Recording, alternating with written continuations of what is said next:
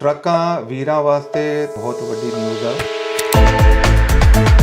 English language proficiency ਨੂੰ ਲਾਗੂ ਕਰ ਦਿੱਤਾ ਗਿਆ ਹੈ। ਟਰੰਪ ਜੀ ਨੇ ਰਾਤੀ ਐਗਜ਼ੈਕਟਿਵ ਆਰਡਰ ਤੇ ਸਾਈਨ ਕਰ ਦਿੱਤੇ ਨੇ।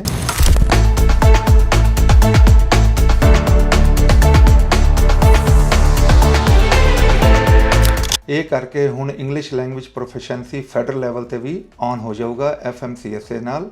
ਜਿਵੇਂ ਆਪਾਂ ਗੱਲ ਕਰਦੇ ਸੀ ਪਹਿਲਾਂ ਅਰਕਨਸਾ ਸਟੇਟ ਨੇ ਇਹਨੂੰ ਅਪਲਾਈ ਕੀਤਾ ਸੀ, ਉਹਦੇ ਬਾਅਦ ਓਹਾਇਓ ਇਹਦੇ ਤੇ ਕੰਮ ਕਰਦਾ ਸੀ।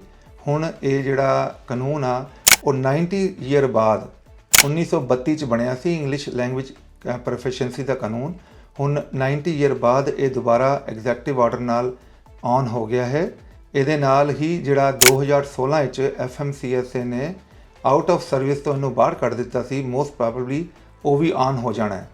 ਤੇ ਇਹ ਕਰਕੇ ਜਿਹੜਾ ਇੰਗਲਿਸ਼ ਲੈਂਗੁਏਜ ਪ੍ਰੋਫੀਸ਼ੀਐਂਸੀ ਦੇ 4 ਮੋਡਿਊਲ ਨੇ, ਜਿਹਦੇ 'ਚ ਕਨਵਰਸ ਵਿਦ ਜਨਰਲ ਪਬਲਿਕ, ਮਤਲਬ ਜਨਤਾ ਨਾਲ ਗੱਲ ਕਰ ਸਕੋ, understand highway sign and signals, highway ਦੇ ਜਿਹੜੇ ਸਿਗਨਲ ਨੇ, ਸਾਈਨਾਂ ਨੇ, ਉਹਨਾਂ ਤੁਸੀਂ ਅੰਡਰਸਟੈਂਡ ਕਰ ਸਕੋ। ਰਿਸਪੌਂਡ ਟੂ ਅਫੀਸ਼ੀਅਲ ਇਨਕੁਆਇਰੀਜ਼, ਮਤਲਬ ਜਿਹੜਾ ਆਫਿਸਰ ਨਾਲ ਗੱਲ ਕਰ ਸਕੋ। ਤੇ make entries reports and records, daily routine ਦੀ ਐਂਟਰੀਆਂ ਤੇ ਰਿਪੋਰਟਾਂ ਕਰ ਸਕੋ। ਜਿਹੜਾ ਲੌਗ ਸ਼ੀਟਾਂ ਜਿਹੜੀਆਂ ਮੈਨੂਅਲ ਫਿਲ ਕਰਨੀਆਂ ਹੁੰਦੀਆਂ ਜਾਂ ਇਲੈਕਟ੍ਰੋਨਿਕ ਫਿਲ ਕਰਨਾ ਹੁੰਦਾ, ਉਹਨੂੰ ਤੁਸੀਂ ਕਰ ਸਕੋ।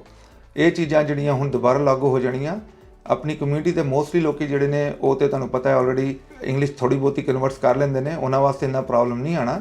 ਪਰ ਇਹਦੇ 'ਚ ਜਿਹੜਾ ਵੱਡੀ ਨਿਊਜ਼ ਇਹੀ ਹੈਗੀ ਕਿ ਇਹਨੂੰ ਅਪਲਾਈ ਕਰ ਦਿੱਤਾ ਗਿਆ ਹੈ। ਤੇ ਜੇ ਤੁਸੀਂ ਹੋ ਸਕੇ ਤੇ ਹੁਣ ਤੋਂ YouTube ਤੇ ਲਰਨਿੰਗ ਸ਼ੁਰੂ ਕਰ ਦਿਓ, ਆਪਣੇ ਆਪ ਨੂੰ ਅਪਗ੍ਰੇਡ ਕਰ ਦਿਓ, ਕਿਉਂਕਿ ਬਹੁਤ ਜਲਦੀ ਜਿੰਨੇ ਵੀ ਆਫਿਸਰ ਨੇ ਇਹਨਾਂ ਨੂੰ ਲਾਗੂ ਕਰਨਾ ਸ਼ੁਰੂ ਕਰ ਦੇਣਾ। FMCSA ਦੀ ਰਿਕੁਆਇਰਮੈਂਟ ਬਣ ਜਾਣੀ ਆ। ਤੇ ਇਹ ਵੱਡੀ ਨਿਊਜ਼ ਆ। ਜੇ ਇਹਦੀ ਇਨਫੋਰਮੇਸ਼ਨ ਦੇਖਣੀ ਆ ਤੇ usatrucksales.com ਤੇ ਤੁਸੀਂ ਜਾ ਕੇ ਦੇਖ ਸਕਦੇ ਹੋ, ਜਾਂ ਸਾਨੂੰ ਕਾਲ ਕਰ ਸਕਦੇ ਹੋ 1833 698 7224। Thank you.